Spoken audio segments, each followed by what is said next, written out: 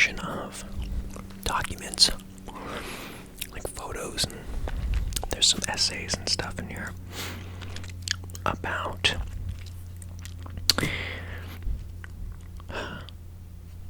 how Stanley Kubrick prepared to make this film. It is the story of the conception of the idea, all the work that went into researching, and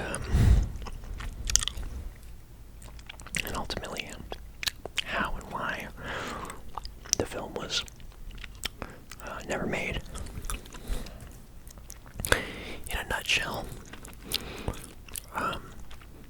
studios backed out. He lost the financing for a lot of reasons, because people were losing interest in period pieces, and also there had been another Napoleon film released, and I can't remember if it did so well that they were afraid of releasing a competing film, like it had something to live up to, or if the film did so poorly that they were afraid to finance another film which covered the same subject, for fear that it would perform just poorly. It was one of those, one or the other. Anyways, it wasn't made, and so we're left speculating what has been sort of dubbed as the greatest movie never made. This book is actually like how do I say, like, it was first released as a series of books in a larger book that looked very much like this, except the innards they were sort of hollowed out. So there was a large compartment made out of these sort of cut-up pages, kind of like how you see in movies when somebody's like hiding their drugs or like a gun in a book. Except in this book, they put smaller books. So, books and books. That was the very super duper special edition thing that they released, which was extremely expensive. And wow, that is enticing and exciting to think about owning something like that. There's a lot out of my price range. A little bit of a novelty, as if this isn't already a novelty. And they released a more modest version. So in this book, it actually is a book. These are real pages, and there are scans of the little books that used to be made up. You'll see. I'll show you in a sec. So, let's take a look at this. Oh, there they are. Great. So that is what was originally made.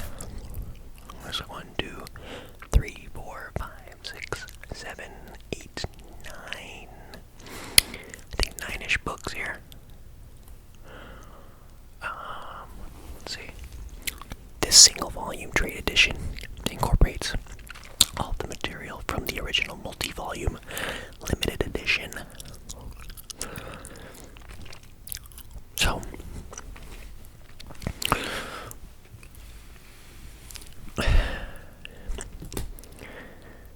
this thing was relatively inexpensive, considering how ridiculously priced that other one was. So,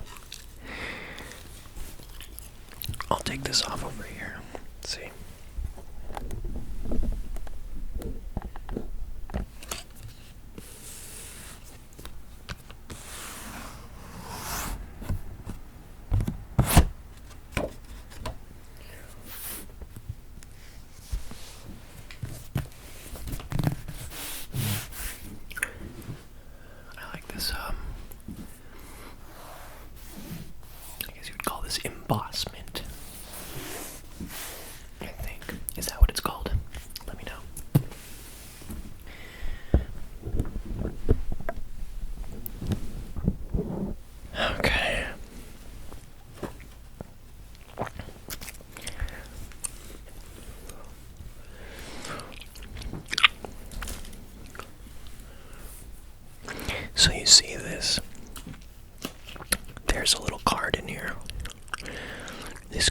you access to an online database of photographs from the pre-production phase of this film.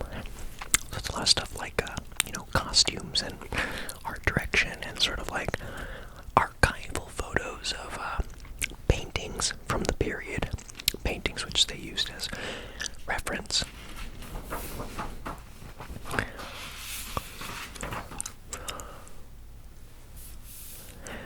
I gotta say, I really just... as somebody who owns a Kindle and who does a lot of his reading in a digital space, I can still be very romantic about the sort of tactile pleasures of books, especially in these large format, usually art books. It's just, God, it's so pleasing. Magazines as well. It's a shame that, climate change and materials and etc. etc. Oh, it just feels so good. Okay. It's just a pleasure to feel and look at. Jesus. So you see, here are scans of the covers of those books. You can even see sort of the material that they were printed on. You can see the sort of indentation from the spines.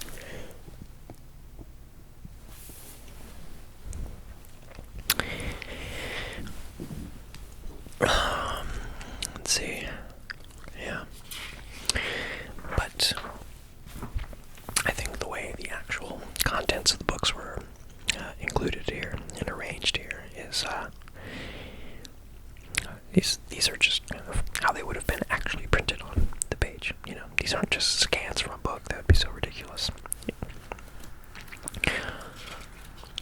So this book is the picture file, and this one is, what did it say?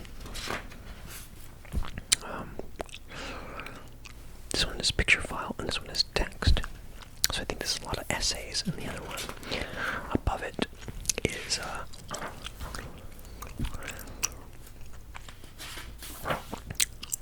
yeah. So you see, what Kubrick did was he made these index cards. He made these drawers that were filled with index cards that had dates on them, and he sort of categorized events and people that had to do with Napoleon's life.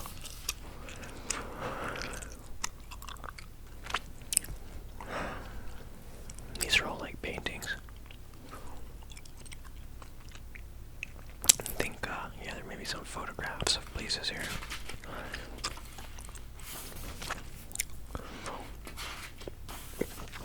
This is all, I believe, microfilm, which is, if you don't know, I'm hesitant to say it's a defunct format, but I think it has been pretty much replaced by, the internet computers, but it used to be. I'm pretty sure libraries still use it. The thing is, there were several libraries that I went to that used to have a microfilm, database or, section or whatever, but they don't have it anymore. They've been replaced with computers. So I'm sure there are still places that use microfilm, but it is dying out, it's definitely just dying out. So you can look at like, the idea is that you store lots of information on these little slides that you look at in these machines on these little screens, and you sort of scroll through these huge slides of film. if you think about it in terms of like newspapers are transferred to microfilm. So you have like years and years of newspapers that you would have to store physically, which could take up all the space, or you photograph them on microfilm. So in microfilm, like a year's worth of newspapers could be stored in like something that takes 1/100th of a size. I'm guesstimating that ratio right now, but you get the idea that it just saves a lot of space. It's actually a really interesting format, and there's something very sort of zen-like about sort of leafing through microfilm.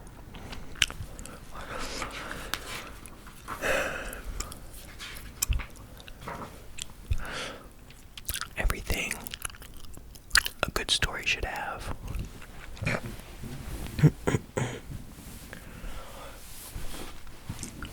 I'm laying very awkwardly on my bed right now to do this.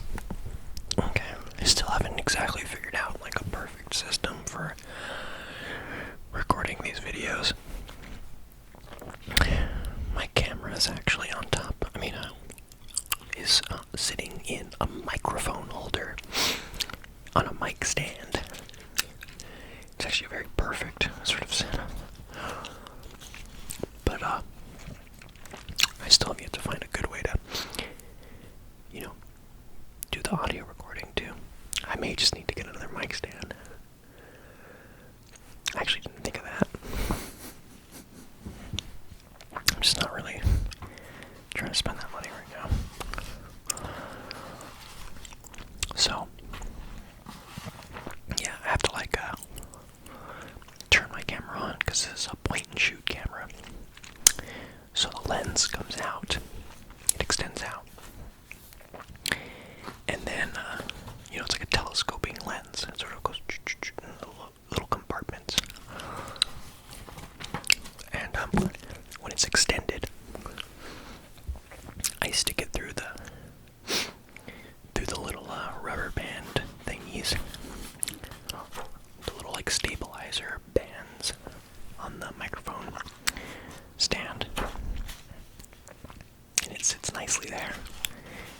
The camera has a screen, like an articulating screen. Articulating might be the wrong word, but it at least pivots like 90 degrees, so it could face the screen outward. Kubrick talks about Napoleon. So Kubrick was like pretty obsessed with Napoleon. From what I remember,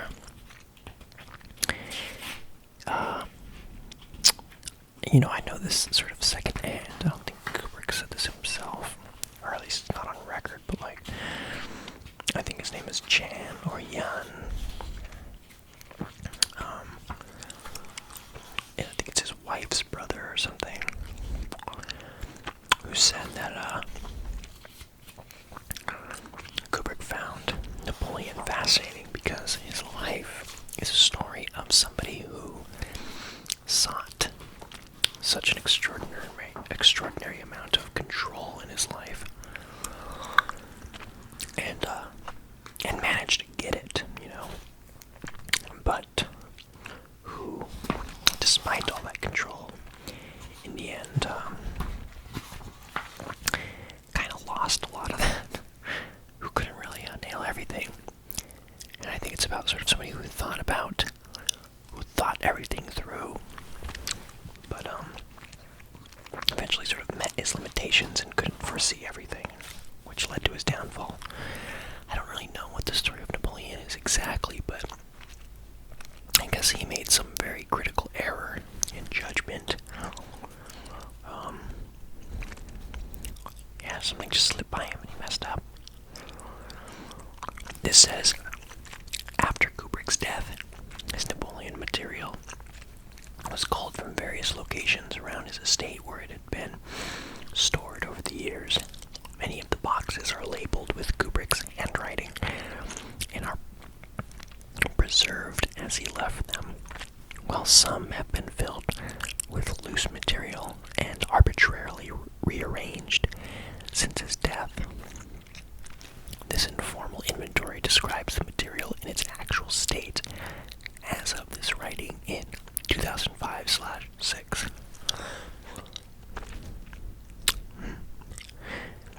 Yeah, it's really interesting when you get to the correspondence stuff. What is this? So, it says specimen of the type of nail used for shoeing horses in cold weather, obtained as part of Kubrick's research into the theory that the horses used in the Russian campaign were not properly shoed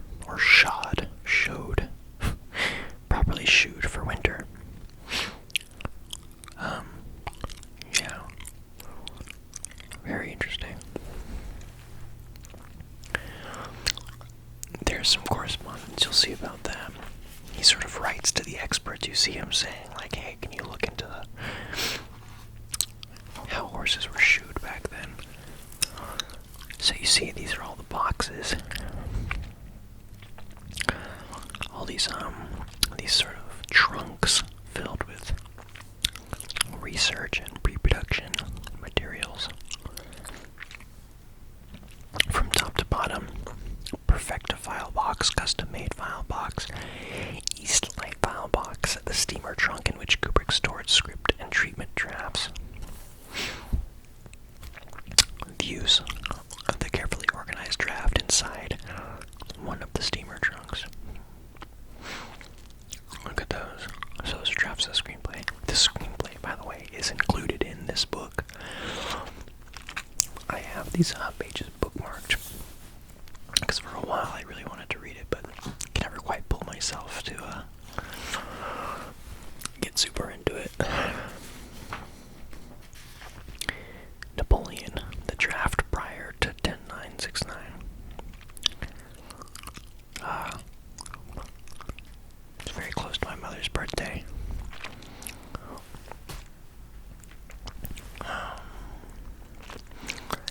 So this script page has Napoleon softly saying, "Are you sure?" You can barely make out the notes that have been scribbled here. And this character's name, I believe, is Chewin. I was in the next room on the trip to Milan.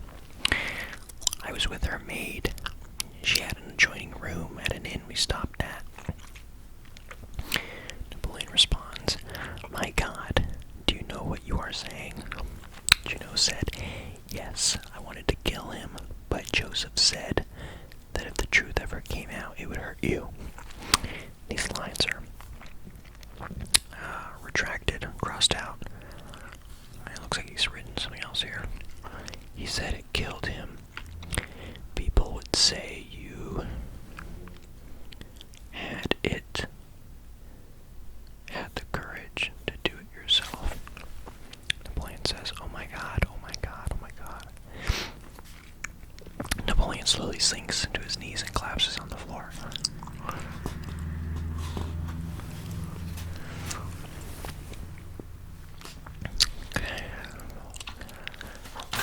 Oops, oh boy. Shit.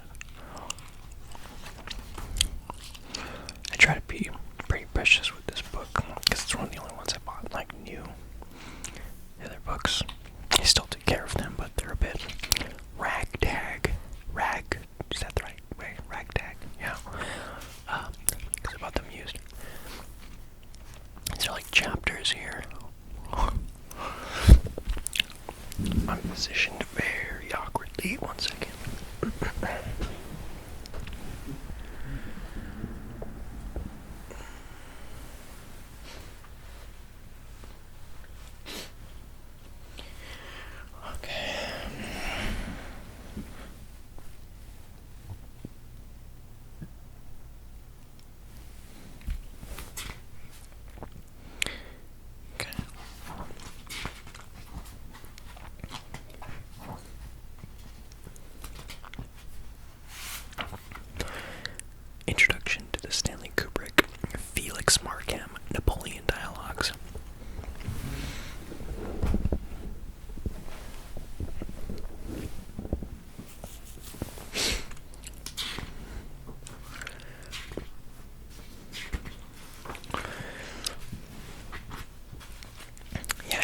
actually not read a lot of this book. I'm not terribly interested in Napoleon. And as much as I love Kubrick, it's just it's hard for me to get into something when there in the end there's no cinema, it's not a film, so it's all this theory. I have a lot of friends who want me to read their screenplays and this and that, and it's just I'm sorry, I just don't have very much interest in that sort of thing.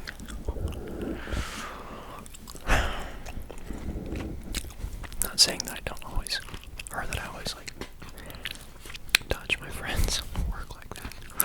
I actually have somebody right now who sent me something that I'm very interested in reading.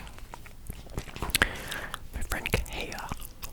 You can read an interview with him where he talks about one of his latest films. It just showed at a film festival a couple weeks ago. You can read this interview with him on Cinema Fidelity, the website I talk about, that I mentioned that I run.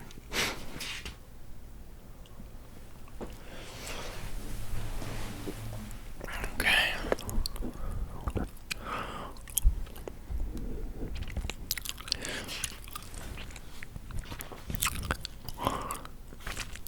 There's just so many photos up here. All these illustrations. It's crazy how back in the day, things were so much more difficult to research. Lately I've been working on a lot of these videos for my job on Upworthy. By the way, I don't really know what I've said about that, but my day job is I'm a bit of a video journalist-ish. I guess it's less journalism these days. More explainer videos, but yeah, it's just crazy doing all this research. I still have to go to the library because the internet can be very limited. I guess more thorough investigations of things are still left sort of not really digitized, still left to physical formats.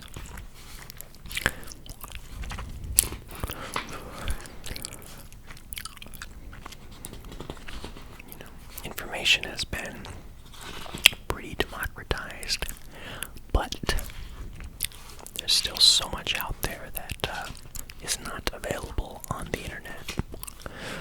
It is available through, means of the internet. You can order a book to have it shipped to you, but even then, there's a lot of places that have these books that are out there in the world that you can't buy, universities and stuff like that. But Kubrick and I believe there was some semblance of a team behind the research of this, and he did have experts, which he corresponded with. But it's just a much slower process.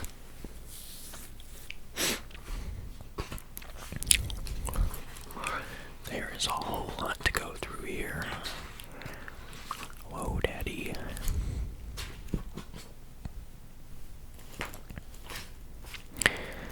Let's skip straight to...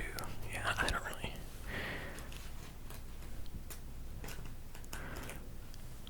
Let's go straight to...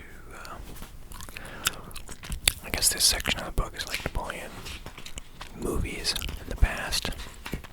Kubrick really kind of had beef with historical pictures because they never quite did justice to sort of I guess historical accuracy in general, mostly art department stuff, but I guess also in the way that people talked and just the look of things. Let's see. A lot of productions, he said, take a lot of creative liberties that he disagreed with. as this film was as historically accurate as possible. So what do we have here? Production. This is my shit. This is the stuff that I was interested in. As you'll see, this microfilm is still going up here. It's a fucking insane amount of... It's crazy.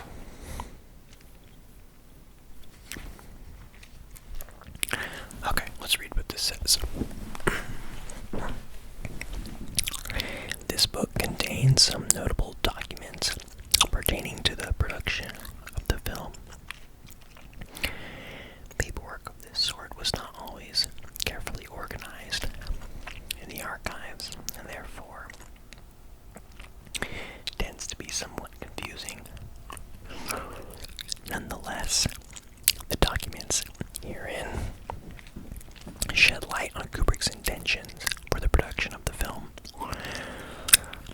First, you will find a draft of Kubrick's production notes with his handwritten amendments, page 5 through 90. Following this is the final draft, page 91 through 112. That was included with the script that Kubrick submitted to MGM. Next is a scene-by-scene breakdown of the screenplay.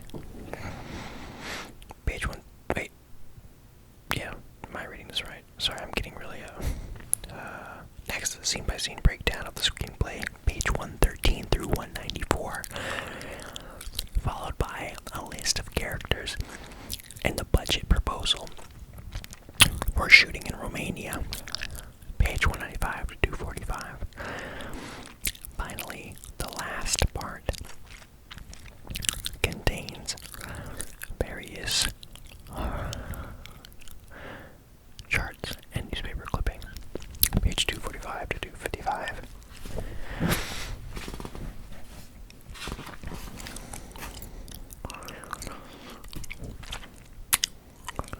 So I think this is some notes that Kubrick was taking. He said, building and decorating sets for emperors and kings should be a formidable expense. Somewhere, I should say, between $2 and $4 million. Fortunately, this will not be necessary. Be necessary to do. A great number of the authentic palaces and villas of the period are available for shooting in France and Italy. There's even one in Sweden, built and decorated by Bernadette and Desiree. These locations can be rented for a daily fee of between $350 and $750. Okay, so that's insane. I realized there was inflation, but that's still very cheap, even for the time, which I believe was the 70s. I was actually just looking at locations on a site called Gigster. This is Victorian home I want to shoot in sometime later this month, which is going at a day rate of $140 an hour,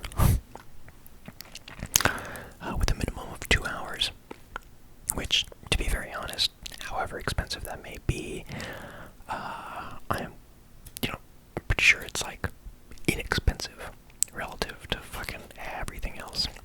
Anyways, in addition to this, I intend to exploit to the fullest the front projection technique. The front projection techniques I developed during the production of 2001. I have several new ideas for enhancing its usefulness and making operations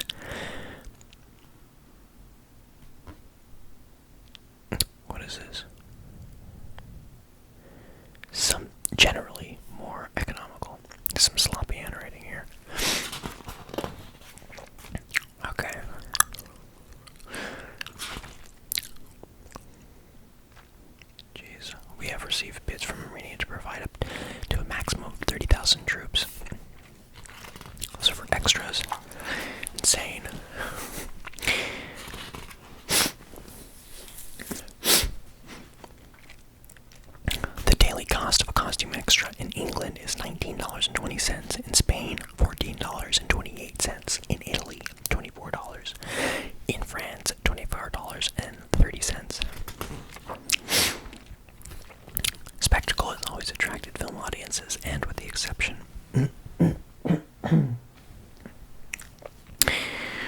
exception of extremely boring and inept efforts, has always been very successful at the box office.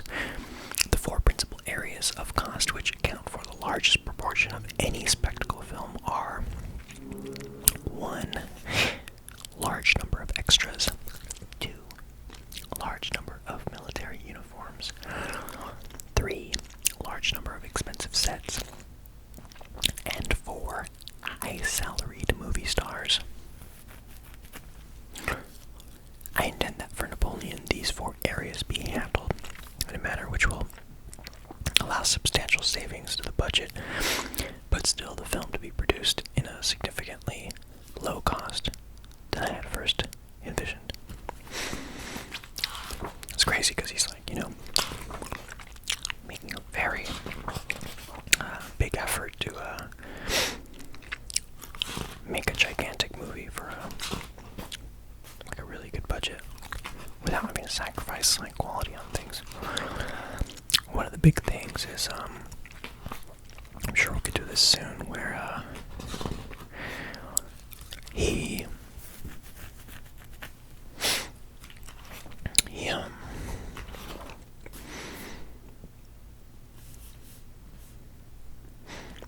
sorry, I'm looking for it. He wanted to do these paper costumes. So instead of giving full-fledged costumes to people, to every one of the soldiers, he would have sort of tiers in quality, where the actors that were closest to the camera would have much higher quality materials, more properly made costumes, and the actors furthest away from the camera would have costumes made out of paper, which there are. By the way, these are sort of, what you're seeing here are his sort of pitches and his breakdown of how he intends on shooting the film and how he intends on producing it in general. These are drafts. The yellow pages were sort of early rough drafts, and now we're on this might even be like the final one. Yeah, so that was like what he eventually actually ended up submitting to people. Sets and locations, breakdown based on everything in treatment as of that date. Oh, also beer, I guess. When did this start? Shit. So up here, this says location scouting. So those are all photos of places that they would eventually want to shoot at. God, a good location or a great location goes a long way. Shooting the same sort of white-walled apartment is just unfortunately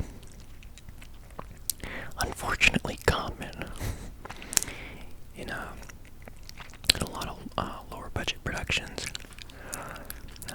You just can't help it.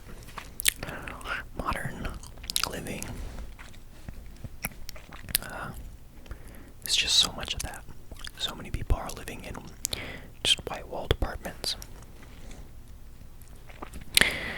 I've been trying to stray away from that as much as possible. God, look how beautiful that is. What does this say? I'm botching this, but like, Ile Day. I sound so stupid. France. It's in France. I want to say that's like die or day or something. D''AIX. Island off the west coast of France, where Napoleon spent 3 days following the defeat at Waterloo before surrendering to the English, who exiled him to St. Helena. Beautiful locations. So, he has some stuff here written. Animation map, countries and collation. He wanted to do animated sequences. I think he wanted to animate like boats and stuff too, like some of the water battles or something like that. He wanted to use miniatures. Excuse me.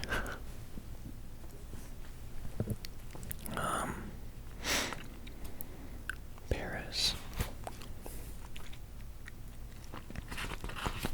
What is that? Oh, Josephine's bedroom.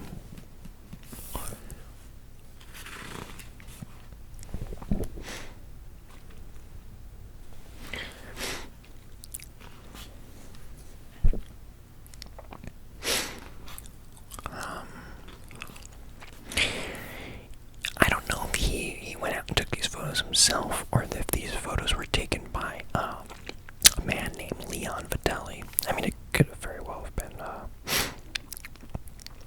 anybody else, really, but there's a fair chance that this man named Leon Vitelli went out and took those. Leon was Kubrick's assistant for a very long time. Oh, wait, you know what?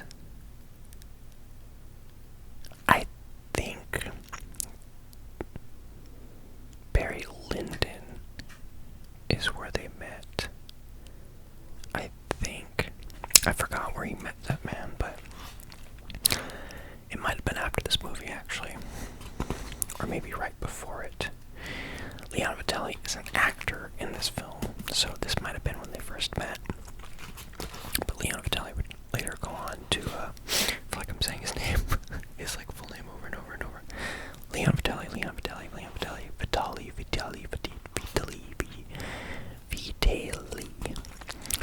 So Leon and Kubrick got on really well, and he had expressed interest in doing things other than acting. He had expressed interest in taking part in film production. So in future films, he would go around and take photos and stuff, and help out generally with research, and I think he would be Kubrick's AD on a lot of projects or something like that.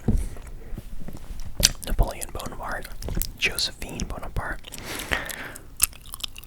Louis Bonaparte, Alexander Władysław. I can't even pronounce that. Sounds like a Polish name, maybe.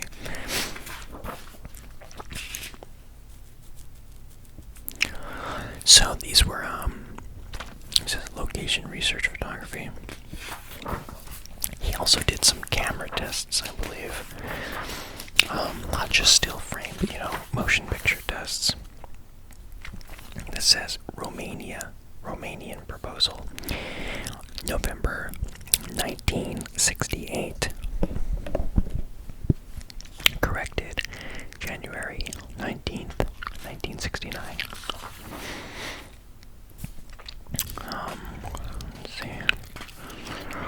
Budget items: cast, civilian crowd, military crowd, crew salaries, location, living and travel, lighting and equipment, sound equipment, location, site rentals, props, transport, offices and telephone, wardrobe, civilian, uniforms, military, ship models. There are those miniatures. So I really actually love this stuff, seeing sort of budget breakdowns and all that.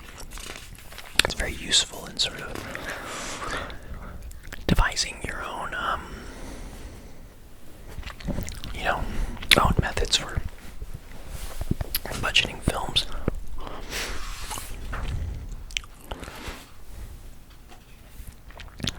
Look at that. I mean, come on.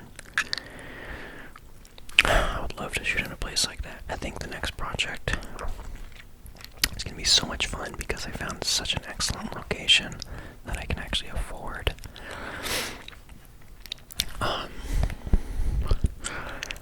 There are other places out there that I think if I saved up for, I could shoot at. These spreadsheets. I like nerding out on all the stationary stuff. I know that Kubrick loved that kind of shit too. There's some, okay, what is this? It's the new book, right? Or is it? No, it's the same book. So,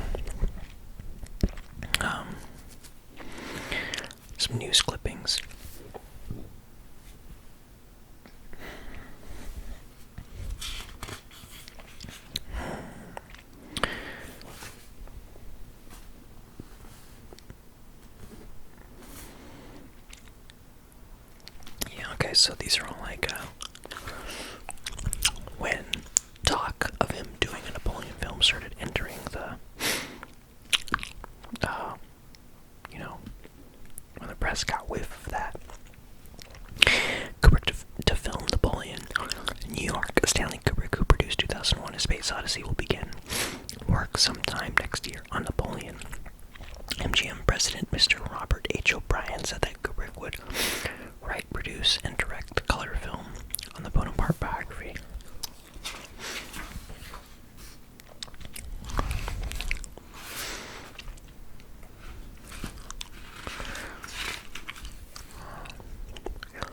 Chronology. So, this is that thing I was talking about.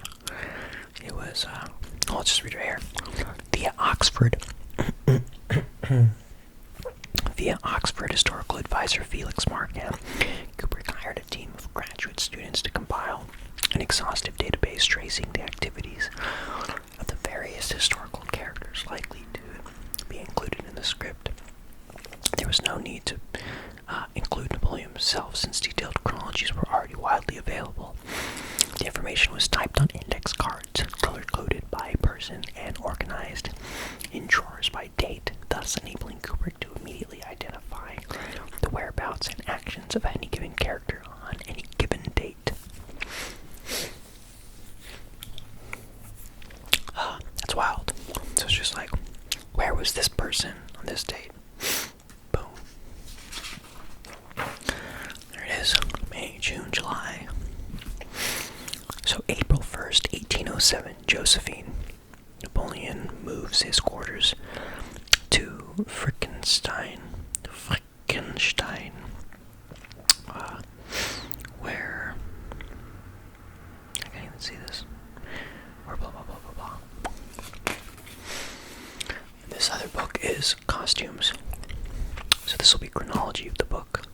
This is the costumes book.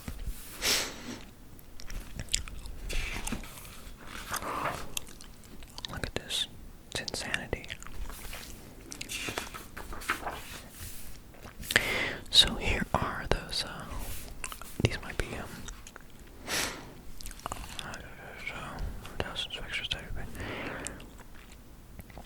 without blowing the budget out of proportion for this, he performed camera tests using a new kind of tear-resistant paper, which could be printed to look like an actual military uniform from a certain distance. Right. So these are those paper uniforms.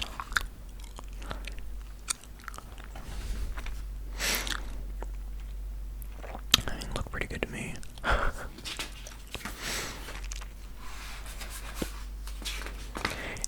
Those are Kubrick's daughters. He always kind of got them involved. He got the whole family involved. I think this is like honestly like the sweetest thing. I'd love to have a family. If we all made movies together. Yeah, my family doesn't have to like making movies, but it would be cool if they did. Whatever makes them happy. Looking pretty cool. I want to know who this guy is. Like if he was an actor, if he was just like somebody who answered like a Craigslist ad. Craigslist in fucking countryside, England.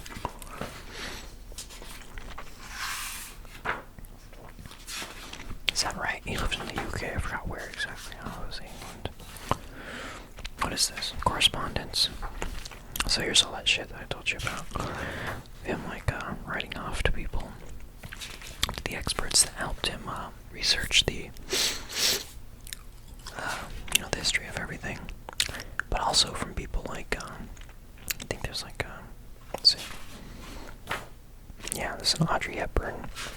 So because he wrote to Audrey Hepburn about being in the film, and she says, "Dear Mr. Kubrick, thank you for the kind letter you wrote me. I am flattered and happy you would like me to work with you. I still don't want to work for..." Oh, so cannot commit or, I don't know, something myself in any prospect maybe of this time. Got something in any project of this time. I hope you can understand this and will think of me again someday, question mark. Thank you again. Warmest wishes, Audrey Hepburn.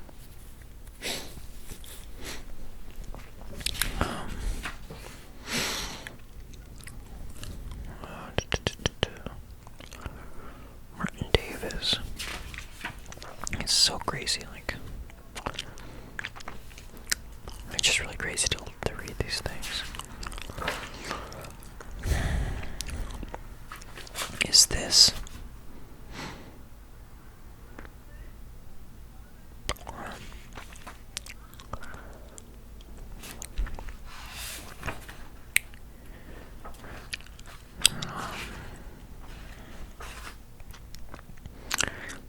Hawk Films, I believe, was the sort of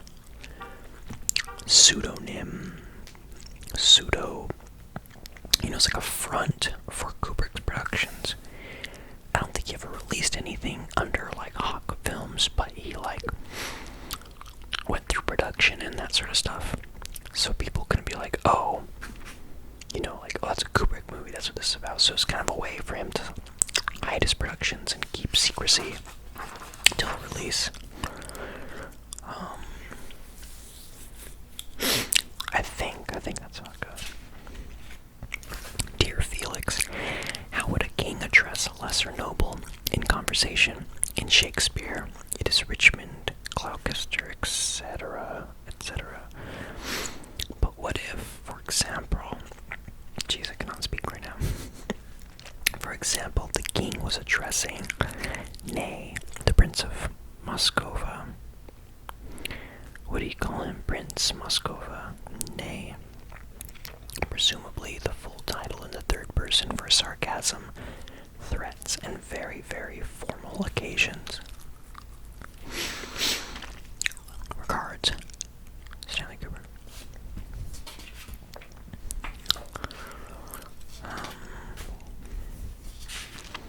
What's it say? Dear Felix, on New Year's Eve, 1799, would Napoleon have celebrated New Year's Eve? Or was this still forbidden by the laws of the Revolution? It is rather difficult to imagine that, under any circumstances with the beginning of a new century, that this evening could pass off completely unnoticed. I would appreciate you telling me as much about this as you know, including how much discussion this might have so caused to that occasion.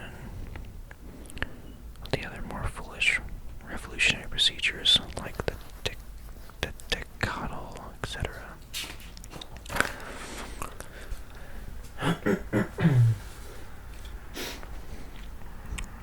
Okay.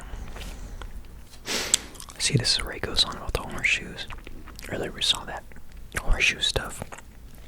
This is when he's sort of inquiring about it.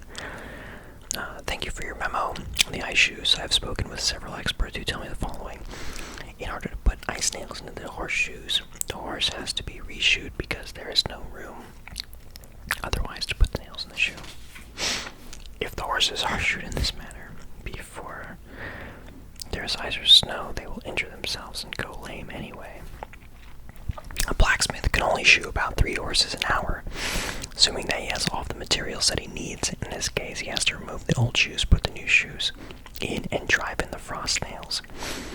It is also a distinct possibility that a completely different shaped horseshoe is required for the frost nails, that the old horseshoes would not be suitable.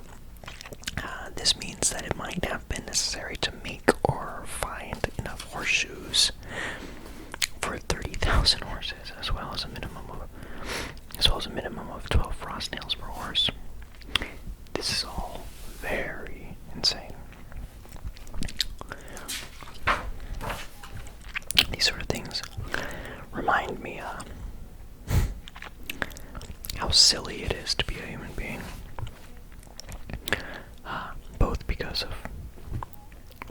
actually do with these horses, what those people did, and the fact that we make these, recreations of this, and somebody has to go, or they don't have to, but somebody even wants to. I guess that's what's even more silly about it, that somebody wants to go figure all that out. I'm saying that that's silly coming from a place of interest myself. I think it's silly that I find so much interest in,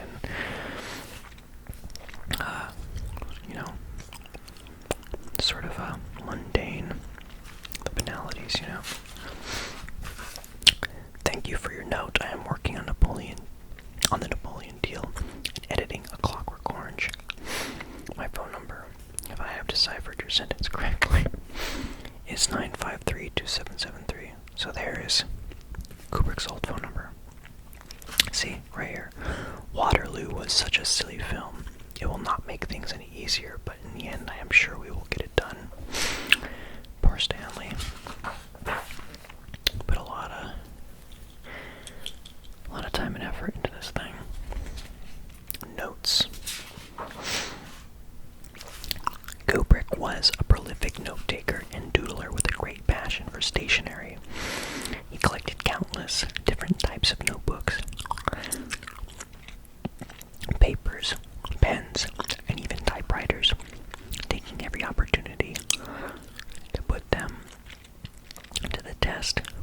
Often he filled up only the first few pages of a notebook before abandoning it for a different one, always engaged in an endless quest for the perfect type of paper or the perfect pen. As a result, his sometimes fractured thoughts scattered themselves in myriad places.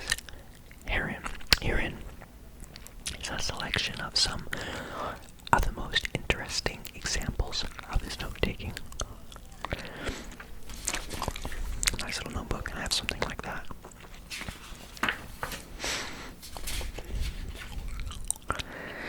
Looks like a lot of this too is done with like a marker or a felt-tipped pen, maybe even a calligraphy pen. The way the strokes sort of fluctuate in thickness. It's like thin in one direction and thick in the other. Look at this 7 super fat top and a super thin body. Some beautiful, this is like concept art, but it is based on real stuff from those reference photos, and not even just based on. I think they're pretty much direct copies.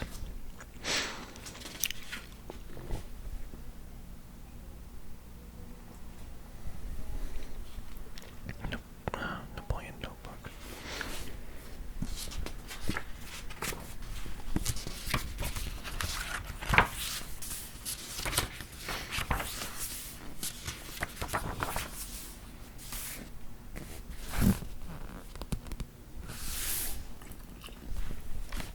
They start getting a little esoteric here. I find no difficulty having many things in mind. My mind is like a chest of drawers. Each problem is placed in its own drawer. When I want to think about it, I open the drawer. When I wish to interrupt, I shut the drawer and open another. Then I want to sleep, I shut all the drawers and I am fast asleep. It's almost like a little poem.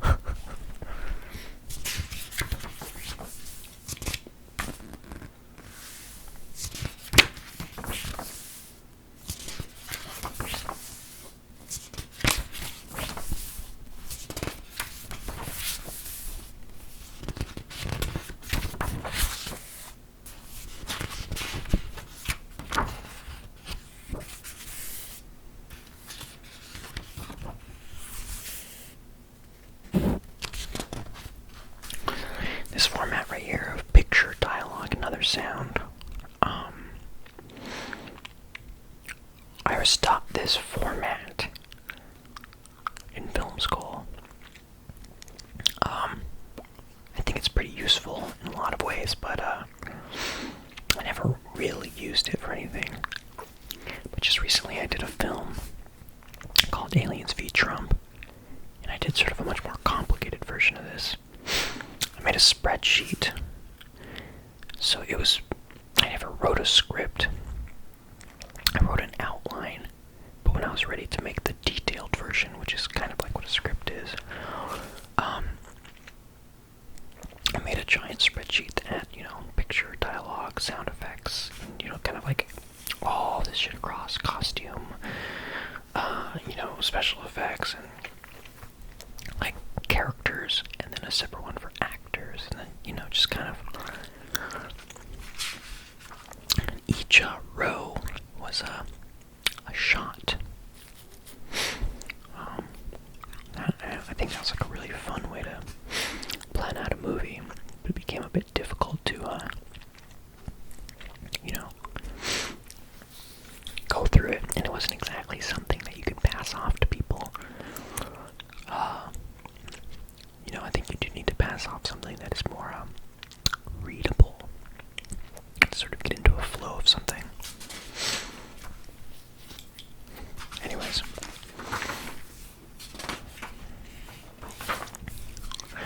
This is very interesting. This is his thing on like let me see. Here it is, number 3. It is impossible to tell you what I'm going to do except to say that I expect to make the best movie ever made. Like, that's pretty cool, So, see, I have this. I'm actually just going to take this out. It's been there for too long. But this is the screenplay. Napoleon, a screenplay by Stanley Kubrick. Copyright September 29th, 1969. Note, due to the large typeface used for the script, there is an average of 41 lines to the page instead of the standard 52 lines. For any production timing purposes, it should be noted that the present total of 186 pages would be 148 pages in a normal script format.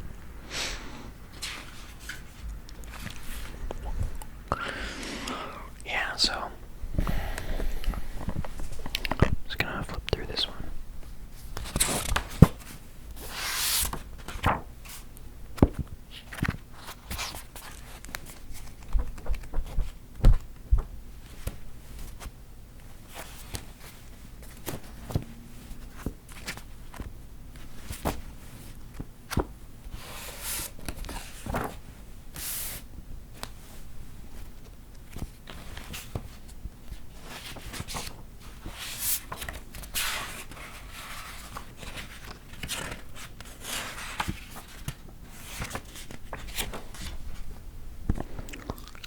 This is reference.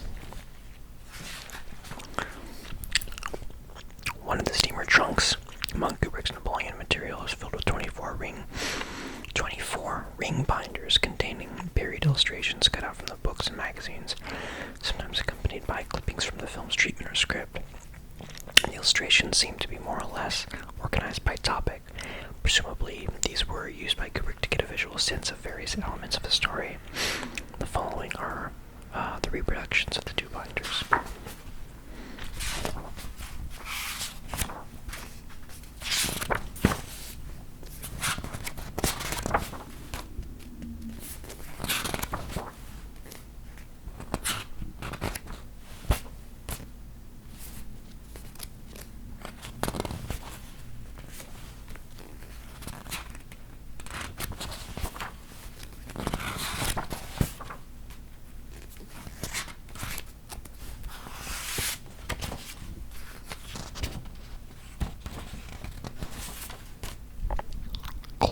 Is the son of the dead.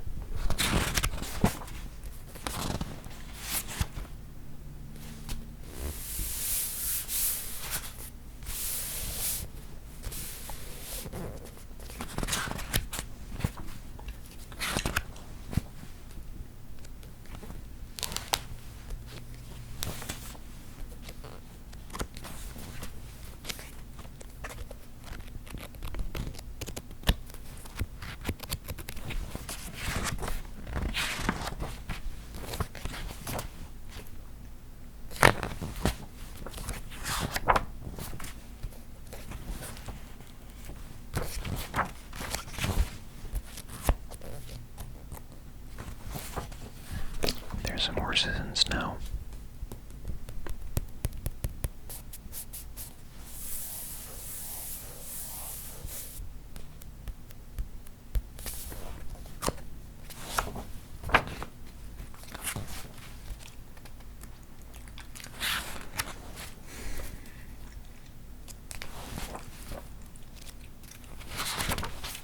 Usually, whisper up close, but what do you think of this? Sort of far away whispering. Far away whispering. And close up whispering. Close up whispering. Close up whispering.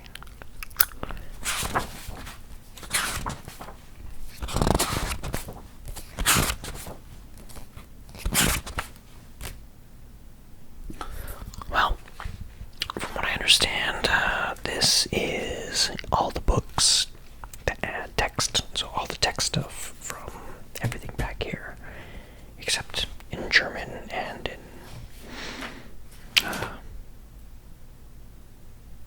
other languages. Spanish, I think. Maybe French. I don't know. Just all these other languages. God, even though this serves no purpose to me, I love just looking at all this text arranged in these columns like this. Just fucking love book designs. It's so just, oh God, look at that. Just looks so good. I don't know what to do with it. It's such a it's sort of like such an insatiable, unquenchable, there's no way to express this other than just literally caressing the page and just ogling it. Yeah, so that's the gist of the book.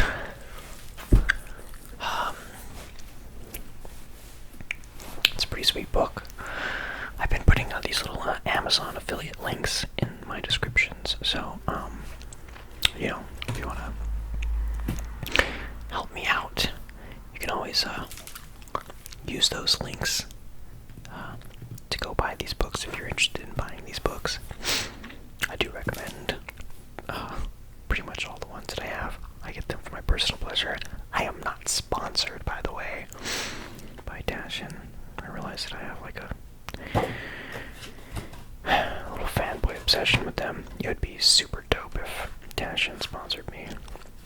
So, what up, Mr. Tashcen? I forget what his first name is, but what up, yo? Why don't you send me books for free? But so I have one more. I have this Ingmar Bergman archives. I'm not too stoked on going through it, but there's a couple books that I want to buy.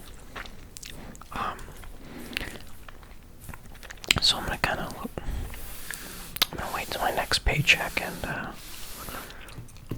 maybe go to the library instead. I don't know.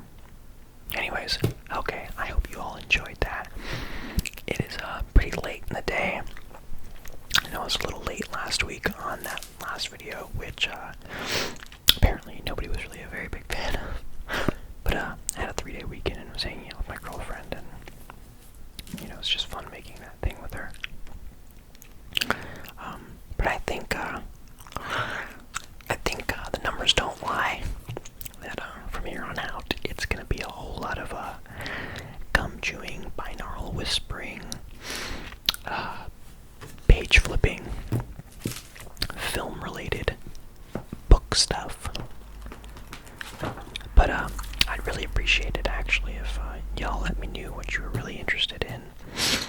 I could find some sort of middle